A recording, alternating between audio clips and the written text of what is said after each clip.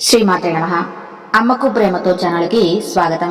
అందరికీ కూడా ఆ అమ్మవారి ఆశీస్సులు ఉండాలని మనస్ఫూర్తిగా తల్లిని వేడుకుంటూ, జనవరి 13 భోగి శివముక్కోటి పౌర్ణమి కూడా ఈరోజు శివయ్యకు ఎంతో ఇష్టమైన రోజు. ఈ కథను విన్నా శివుడి అనుగ్రహం లభిస్తుంది. శిఖరం మీద శివ పార్వతులు వినోదంగా ముచ్చటిస్తూ ఉన్నారు. వారి పాదాల వద్ద ఉపమన్యుడు, భృంగి, నందికేశ్వరుడు మొదలైన ప్రముఖులు శివుడి అందే మనసును ఉంచి సేవిస్తూ ఉన్నారు. ఆ సమయంలో నారద మహాముని కైలాసానికి వచ్చాడు. అతను రాగానే ఆది దంపతులను సాష్టాంగ నమస్కారం చేసి 2 చేతులు కట్టుకుని వినయంగా నిలబడ్డాడు. చంద్రశేఖరుడు తన వెన్నెల వంటి కన్నులతో నారదుని చల్లగా చూశాడు.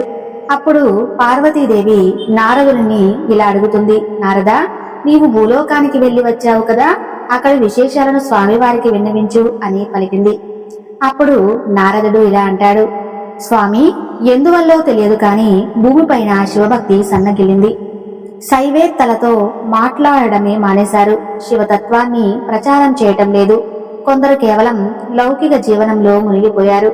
మరికొందరు బ్రహ్మానందంలో మునిగి తమను తామును మరిచిపోయి సమాజానికి ఉపయోగపడకుండా పోయారు. ఏమైతేనేమి తమ భక్తి తత్వము సంపూర్ణ సమాజానికి తెలియడం లేదు. అందువలన మానవులు అందరూ లింగస్థల, జంగమ స్థల, ప్రసాద స్థలాలను స్వీకరించి మహాభక్తులు ఉండే నిమిత్తము తమ ఒకసారి భూలోకంలో అవతరించినా తప్పదు. దానికి పరమేశ్వరుడు నారదుడితో ఇలా అంటున్నాడు, నారదా, నీ కోరిక ప్రకారం భూలోకంలో అవతరించవలసిందే. అయితే నాకు నందీశ్వరుడికి రవ్వంతో కూడా భేదం లేదు. ఆ కారణంగా నా పక్షాన నందిని భూలోకానికి పంపుతున్నాను. పార్వతీదేవి ఈ మాటలు విని చిరునవ్వి నవ్వి, నాదా, మీరు ఇలా అనడంలో అంతర్యం ఏమిటి? నిజంగా నందీశ్వరుడు మీరు ఒక్కరేనా, లేక భక్త పారదీనులు కాబట్టి నేను నా భక్తుడు ఒకటే అన్న అర్థంతో ఈ మాట అన్నారా అని ప్రశ్నించింది. ఆ మాటలు విని పరమేశ్వరుడు, నారదుడు, పార్వతీదేవి వింటూ ఉండగా ఇలా అన్నారు, దేవి, నువ్వు చెప్పింది నిజమే. భక్తుని శరీరమే నా శరీరము. నాకు భక్తునికి భేదం ఉండదు. అందుకలే అని అన్నాను. అంతేకాదు, ఇంకో కథ కూడా ఉంది. పూర్వం కొన్ని యుగాల యందు శిలాదుడు అనే ఒక మహాముని శ్రీశైలానికి నైరుతి భాగంలో కఠోరమైన తపస్సు చేశాడు. ముందు కందమూలాలు ఆహారంగా తీసుకుని తపస్సు చేయటం మొదలుపెట్టాడు. తర్వాత అది కూడా మానేసి రాళ్లు తిని ఆకలి చంపుకొని ఘోరమైన తపస్సు చేశాడు. అతని తపస్సుకు మెచ్చి నేను ప్రత్యక్షమై ఏ వరం కావాలో కోరుకోమన్నాను. శిలాదుడు నన్ను చూసి పులకితుడై సాష్టాంగ నమస్కారం చేసి ఎన్నో విధాలుగా స్తుతించాడు. స్వామి, నాకు పుత్ర సంతానం కలిగేటట్టుగా వరం ప్రసాదించవలసింది అని వేడుకున్నాడు. అందుకు నేను తదాస్తు అని అన్నాను. అప్పుడు శిలాదుడు ఇలా అన్నాడు, మహాదేవా, కేవలం కొడుకు కలిగితే సరిపోదు. అతడు శివభక్తితో తరించాలి. దానికి భిన్నంగా ఉంటే నేను సహించను, తలను నరికేస్తాను. అందుకని మీరే అతనికి అండగా నిలవాలి అని వేడుకున్నాడు. ఆ మాటలు విని నేను ఎంతగానో సంతోషించాను. ఒకసారి నందీశ్వరుడి వంక చూశాను. ఎందుకంటే సృష్టికి ముందే నా అంశ వృషభ రూపంలో ఉంటుంది. అది కృతయుగంలో 4 పాదాల మీద, త్రేతాయుగంలో 3 పాదాల మీద, ద్వాపర యుగంలో 2 పాదాల మీద, కలియుగంలో ఒకే పాదం మీద ఉంటుంది. ఈ అంశయే ద్వితీయ శంకుడు. అలాంటి నందీశ్వరుని చూసి నీవే శిలాదుడికి కొడుకుగా పుట్టాలి, నీవు లోకంలో 2వ శివుడు అనే పేరుతో ప్రసిద్ధి చెందాలి అని అన్నాడు. నందికేశ్వరుని అవతారం కోరిక ప్రకారం నందీశ్వరుడు శిలాదుని ఇంట పుట్టాడు. అతనికి నందీశ్వరుడు అని పేరు పెట్టారు. నందుకేశుడు జన్మించినప్పటి నుంచి భక్తి పారవశ్యంతోనే పెరిగాడు. గురుపద ధ్యానంతో, వేదాంత సూక్తుల శివాచారణ వర్తనంతో నా పాద పద్మాలను నిరంతరం మనసులో ఉంచుకుని నందికేశుడు పెరిగి పెద్దవాడయ్యాడు. అప్పుడు నందికేశుడు కనీ విని ఎరుగని భయంకరమైన తపస్సు మొదలు పెట్టాడు. ఆ వేడికి బ్రహ్మాండం గజగజ వణికిపోయింది. బ్రహ్మాది సమస్త దేవతలు భయంతో నా వద్దకు పరిగెత్తుకుంటూ వచ్చారు. అది చూసి నేను చిరునవ్వి నవ్వి, ఓరి వెర్రిజీవులారా, మీ పదవులు పోతాయన్న నందికేశ్వరుడు బ్రహ్మ పదవి కోసమో, విష్ణు పదవి కోసమో, దేవేంద్ర పదవి కోసమో కోరి ఈ తపస్సు చేయటం లేదు. అందుకని మీరేమీ భయపడవలసిన పని లేదు. అతనికి భక్తి తప్ప వేరే కోరికలు లేవు. అంటే నా వెంట రండి చూపిస్తాను అని నందికేశ్వరుడు తపస్సు చేస్తున్న పర్వత ప్రాంతానికి బ్రహ్మాది దేవతలతో సహా వెళ్ళాడు శివుడు. అప్పుడు నందికేశ్వరుడు కళ్ళు తెరిచి నన్ను చూశాడు. అప్పటి వరకు నేను అతని మనస్సులో స్థిరంగా ఉన్నాను. ఇప్పుడు ఎదుటనే ఉన్నాను. ఎలా ప్రత్యక్షం కావటం చూసి అతని శరీరం పులకరించిపోయింది. నందికేశ, నీకు కావలసిన వరం కోరుకో అన్నాను. ఆ మాటలు విని నందికేశ్వరుడు స్వామి, పెన్నిది లభించినప్పుడు నన్ను అడిగే అవివేకి ఎవరైనా ఉన్నాడా? నాకు నీ దర్శనం లభించింది, అందుకే నేను తపస్సు చేశాను అంతే. కాని నాకు ఏ పదవులతో పనిలేదు. నిర్మల భక్తిని నాకు ప్రసాదించు అని అన్నాడు. ఆ మాటలు విని నేను నందికేశునిగా లింగం చేసుకున్నాను. నాయన, నందికేశుని ఆలింగనం సుఖం నాకిప్పుడు లభించేటట్టుగా నిన్ను నేను వాహనం చేసుకుంటున్నాను. పూర్వము నీవే నా వాహనానివి అని చెప్పి నేను నందికేశ్వరునికి ప్రమాద ఘనాధిపతిగా పట్టం కట్టారు. సర్వజ్ఞాత్వాన్ని ప్రసాదించారు. తన వెంట వచ్చిన బ్రహ్మ విష్ణు సమస్త దేవతలను చూసి నందికేశునికి సాష్టాంగ నమస్కారాలు చేశారు. నందికేశుడు వారిని దయతో చూశాడు. ఈ విధంగా దేవతలు తమ తమ భయాలను పోగొట్టుకున్నారు. శ్రీశైలంలో నైరుతి ప్రాంతంలో నందీశ్వరుడు తపస్సు చేసిన ఈ ప్రదేశానికి నాటి నుంచి నంది మండలం అని పేరు వచ్చింది. అక్కడకు వచ్చే సమస్త జీవాజలం మోక్షం పొందగలిగేటట్టుగా అని గ్రహించాడు. నందికేశ్వర చరిత్రను ఎవరైతే వింటారో వారికి సమస్త కోరికలు తీరుతాయి. నందీశ్వరుడు అంటే సాక్షాత్తు పరమేశ్వరుడు. నారదుడికి పార్వతీదేవికి చెప్పాడు. అప్పుడు పార్వతీదేవి ఇలా అంటుంది: నిరాహంకారము, సదాచారము, నిరంతర భక్తి, ప్రభుభక్తి, ఆత్మతత్వము నందీశ్వరుడు తప్ప మరెవ్వరికీ మిమ్మల్ని మోయగలిగే శక్తి కూడా లేదు. ఇతడు సాక్షాత్తు మీరే పరమేశ్వరుడితో అన్నది విన్నావా?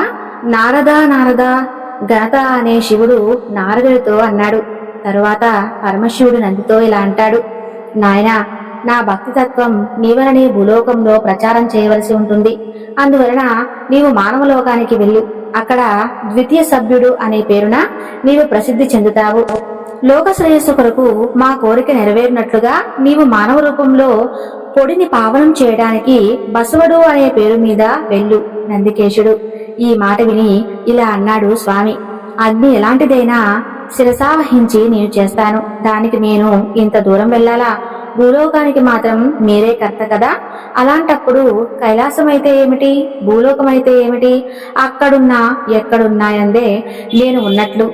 నందికేశుడు వినయవాక్యాలు విని ప్రభు ఇలా అన్నాడు: నాయనా నందికేశ, నేను మాత్రం నీకు దూరంగా ఉంటున్నా. గురులింగ రూపంలో వచ్చే ఈ పరమతత్వార్థ అన్ని బోధిస్తాను. ప్రాణలింగ రూపంలో నీ శరీరాన్నే ప్రాణాన్ని వదలకుండా ఉంటాను. జంగమ రూపం దాల్చి వేడుకతో నీతో పాటు కలిసి ఉంటాను. నీ తనువు, మనువు, ధనం వ్యర్థం కాకుండా నాకే చెందినట్లుగా చేసుకుంటాను. నాకు ప్రమాదాలు ప్రాణ సమానులు. ఆ సమస్త ప్రామదానికి నీవు ప్రాణానివి. అటువంటి నీకు నాకు దూరం ఒక్క క్షణం కూడా ఎన్నడూ ఎక్కడా ఉండదు అని పరమేశ్వరుడు పలికిన మాటలు విని నందీశ్వరుడు తను వెళ్ళ చేతులైనట్లుగా ఆ ప్రభువుకి నమస్కరించి భూలోకానికి ప్రయాణం కట్టాడు. సరిగ్గా అదే కాలంలో ఇక్కడ భూమి మీద శ్రీశైలానికి పశ్చిమ దిక్కున కర్ణాటక దేశంలో హింగులేశ్వరం భగవాటి అనే అగ్రహారం ఉండేది. అందులో మండలం ఆదిరాజు అనే ఒక ఆయన ఉండేవాడు. అతని భార్య పేరు మాదాంబ. ఆమె మహాసాధ్వి. నిరంతరం శివభక్తితో జీవితాన్ని గడుపుతూ ఉంటుంది. ఆమెకు సమస్త ఐశ్వర్యాలు ఉన్నా కూడా కొడుకులు లేకపోవడంతో ఆమె విచారగ్రస్తులాగా ఉండేది. ఎంతో కాలమయ్యి విసిగిపోయింది. చివరికి సైమోత్తంలో కామార్థ సిద్ధికి నందికేశ్వర వ్రతం సర్వోత్తమైనది అని చెప్పడంతో ఆమె గుడికి వెళ్లి అక్కడ నందీశ్వరుడికి సాష్టాంగ ప్రణామం చేసి సర్వజ్ఞ నందీశ్వర అనే స్వామిని పొగిడి నందీశ్వర వ్రతాన్ని ప్రారంభించింది. సోమవారం రోజున ప్రారంభించి వరుసగా 9 దినాలు అలాగే వ్యక్తం చేసింది. ఆ తర్వాత నందికి మధ్యాహ్నం చేయించి గంధా పుష్పాలతో పూజ చేసి వస్త్రాలు కప్పి గజ్జలు, అందరూ, గంటలు మొదలైన ఆభరణాలతో అలంకరించి ముఖాన పట్టణమును బంగారు కొమ్ములు పెట్టి ధూప దీపాలతో అర్చించి పంచభక్షాలు పెట్టించి తర్వాత పొలం నందికి ఆరగింపజేసి కలకండ నెయ్యి కలిపి స్వామికి తినిపించింది. ఇలా నందికి అర్చన చేసి పరమ మహేశ్వరులకు సపర్యలు చేసింది. నందీశ్వర, నీవు పరమశివుడికి వాహనానివి. నువ్వు ఎంతో సద్భక్తి దయతో నాకు కొడుకు పుడితే నీ పేరు పెట్టి పిలుచుకుంటాను అని నందికి మనవి చేసింది. అప్పుడు సమస్త జనులు చూస్తుండగా నంది మాదాంబకు ప్రసాదాన్ని అందించింది. మాదాంబ ఆశ్చర్యము ఆనందాన్ని పొంది ఆ ప్రసాదాన్ని స్వీకరించి ఇంటికి వెళ్లిపోయింది. తర్వాత మాదాంబకు నందీశ్వరుడు అనుగ్రహం వలన కోరు కంటే ఎక్కువ శుభాలు కలిగాయి. శుభ శకునాలు కనపడ్డాయి. నందీశ్వరుడు భూలోకానికి వచ్చాడు. వచ్చి మాదాంబ వ్రత విధానం గమనించాడు. అనుగుణంగానే మాదాంబ కొడుకు కావాలి అని కోరుకుంది. ఏం చిత్రమిది, తలచిన పనికి తగిన అవకాశం లభించింది అని అనుకుని నందికేశుడు మాదాంబ గర్భంలోనికి ప్రవేశించాడు. తక్షణమే మాదాంబ గర్భ చిహ్నాలు కనపడ్డాయి. కొడుకు రాకతో నోరు తెరుచుకుని చూస్తున్నదా అన్నట్లుగా ఆవలింతలు పుట్టాయి. శివమూర్తి తనలో ఉండటం వలన శివయోగ నిద్ర వచ్చిందా అన్నట్లు ఆమెకు నిద్ర ఎక్కువైంది. ఇలా ఆమెకు 9 నెలలు నిండాయి. అయితే లోపల ఉన్న నందీశ్వరుడు మాదాంబ గర్భ కుహారంలో సమాధి స్థితిలో సిద్ధ పద్మాసనంలో శుద్ధాత్ముడై ఉండిపోయాడు. ఇదేమిటి, ఎంతకు గర్భస్థ శిశువు భూమి మీదకు రావటం లేదు? ఇలాంటి సంఘటన పూర్వం నుండి ఎప్పుడైనా విన్నామా కన్నామా అని మిత్రులు శత్రువులు అంతా భయపడి పారిపోవడం మొదలు పెట్టారు. అయితే ఆ శిశువు మాత్రం కొండ లియోగితుడై నిరంగత శివధ్యాన తత్వుడై 3 సంవత్సరాలు మాతృ గర్భంలోనే ఉన్నాడు. అప్పుడు మాదాంబ గర్భ శిశువును మోయలేక దిగులుతో మళ్ళీ నందికేశ్వర గుడికి వెళ్లి లోకంలో ఎవరైనా 9 నెలలకే నీళ్లాడతారు, కానీ స్వామి 3 ఏళ్లయింది. దుర్భరమైన ఈ గర్భం నాకు కర్కటి గర్భంగా ఉంది. చాలు చాలు, నాకు ఈ గర్భం వద్దు, ఏమీ వద్దు అని విన్నవించుకుంది. మాదాంబ తిరిగి గృహానికి వచ్చి పడుకోగానే ఆమెకు ఒక కల వచ్చింది. నందీశ్వరుడు జంగమలింగుడై వేషం ధరించి మాదాంబ గర్భశిశువై సామాన్యుడుగా ఉన్నాడనుకున్నావా? పరమశివుడు ఆజ్ఞపై భూలోకానికి వస్తున్న నందికేశుడు అది వృషభము, శిలాదుని పుత్రుడు. భక్త హితార్థమే నీకు పుత్రుడుగా జన్మిస్తాడు. ఇక దిగులు చెందకు. పుట్టిన వెంటనే శిశువుకు బసవుడు అనే పేరు పెట్టు అని చెప్పి అంతర్ధానమయ్యాడు. ఇంతలో మాదాంబ మెలుకుని వచ్చిన కాలను తలుచుకుని, ఆహా, సాక్షాత్తు నందికేశుడు గర్భంలో ప్రత్యక్షమయ్యాడు, నా జన్మ ధన్యమైంది అని ఎంతగానో ఆనందపడింది. బంధుమిత్రులకు ఈ మాటలు చెప్పింది. అందరూ విని ఆశ్చర్యపోయారు.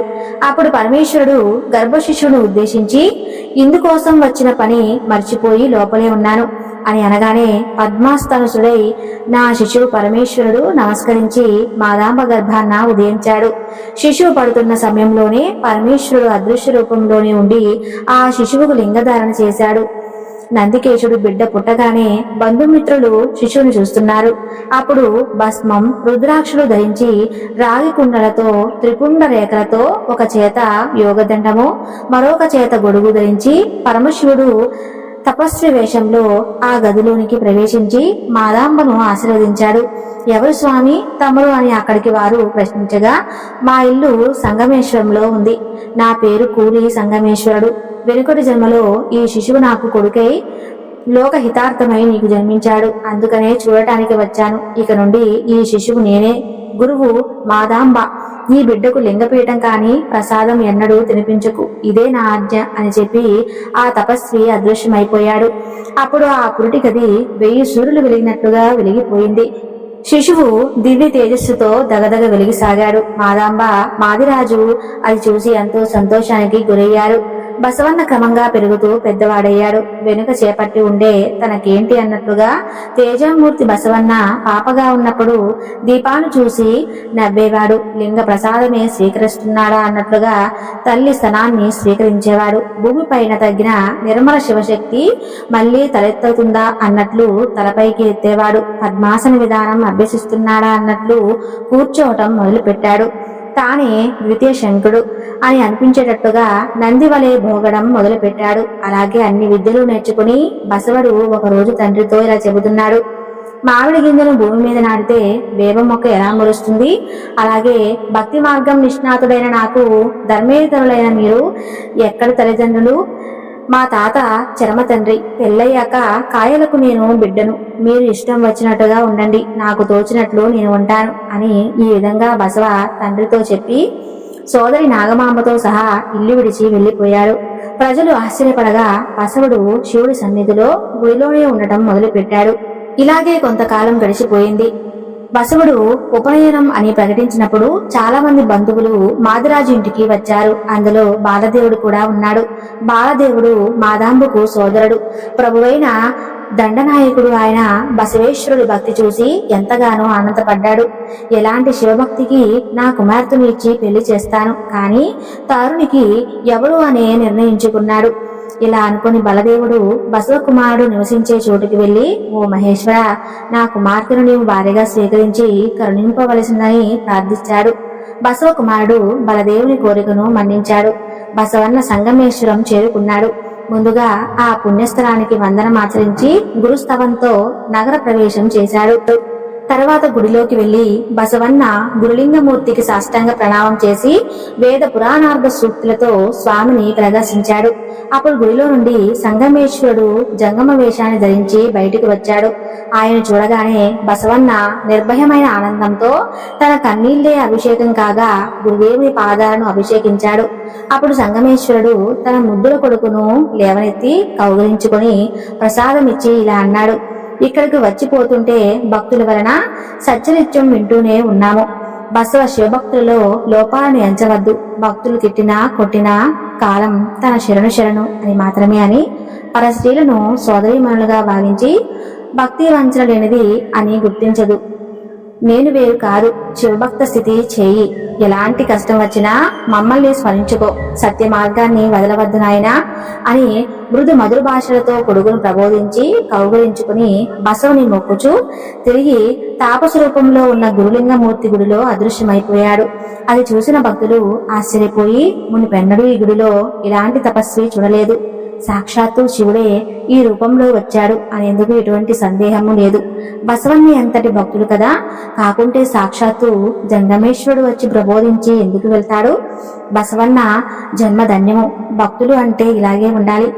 తరువాత బసవన్న భర్త సమూహంతో కలిసి కోడలి సంగమేశ్వరుని మండపంలోనే శివారాధనలో ఉండే 3 సందర్భాల్లోనూ గురులింగమూర్తిని సేవిస్తూ కొంతకాలం అక్కడే గడిపాడు.